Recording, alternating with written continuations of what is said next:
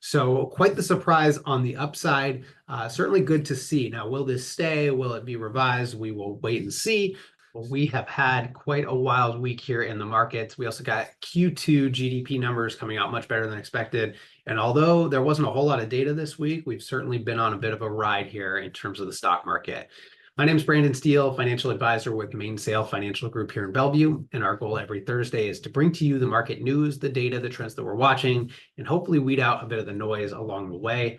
This week, honestly, we have a little bit less on the data side of it because there just wasn't a whole lot to hang on to. But certainly want to share a little bit as far as market trends and what's been going on this week, as well as touch on a great question of the week, something that's been coming up actually a lot lately around federal aid and FAFSA applications for student loans. So before we get to that, I want to touch briefly on a couple of the data points. The first being that just today we had Q2 advanced, keep that in mind, advanced GDP anticipations come out. And markets were expecting somewhere around 2% or so. And the number actually came in so far at 2.8% for Q2. So quite the surprise on the upside. Certainly good to see. Now, will this stay? Will it be revised? We will wait and see. But nonetheless, so far it was good to see that. Especially, you may remember last quarter we had not the most exciting GDP figure. And so this was good to see a little bit higher number here for this prior quarter.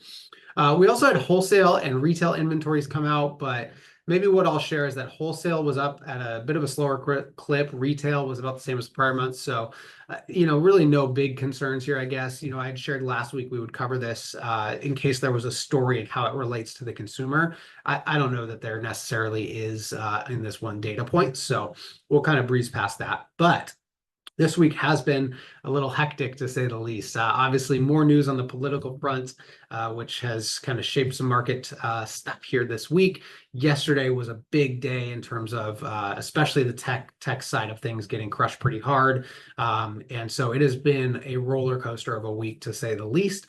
So far on Thursday, we're looking a little bit better. Where we land tomorrow, we'll have to wait and see. But it has definitely been a challenging week.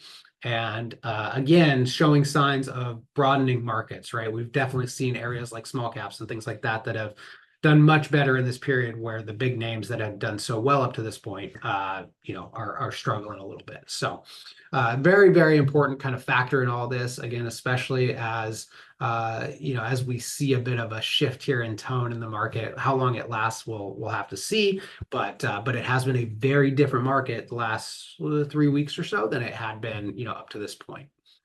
Coming up next week, be sure to tune in. We get right back to a lot more data because we have inflation, income, and spending all coming out tomorrow on Friday. And then we also have the Fed press conference and decision next week on Wednesday. So we will be covering a lot next Thursday. Be sure to tune in.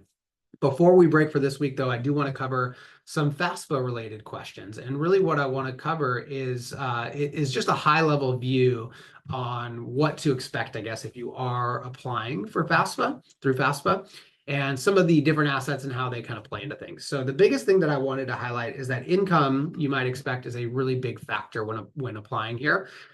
Income and assets that are, let's say, outside of your home and retirement. Those are some of the bigger impacts on the student aid that you might be eligible to receive. So if you have a lot of cash, or you have a sizable brokerage account that's more stocks and bonds, those types of things will have a pretty big impact on this. But outside of that, if you look more on the primary residence side of it more specifically, so your home as well as retirement assets, that side of it doesn't have much of an impact, if any. So for what it's worth, it's maybe important to keep that in mind, whether you're applying this year or thinking about education down the road. Very important in how you structure assets as well. Now, if you're not going to qualify, for a whole lot, you may not qualify for a whole lot regardless. But if you are somebody who's maybe on that edge and trying to figure out how to structure things, this is certainly an important factor in how you may want to structure assets for future education funding as well. So hopefully that helps. Again, very short and sweet, but it's actually a question that's been coming up a lot lately. So I figured it might be helpful to cover.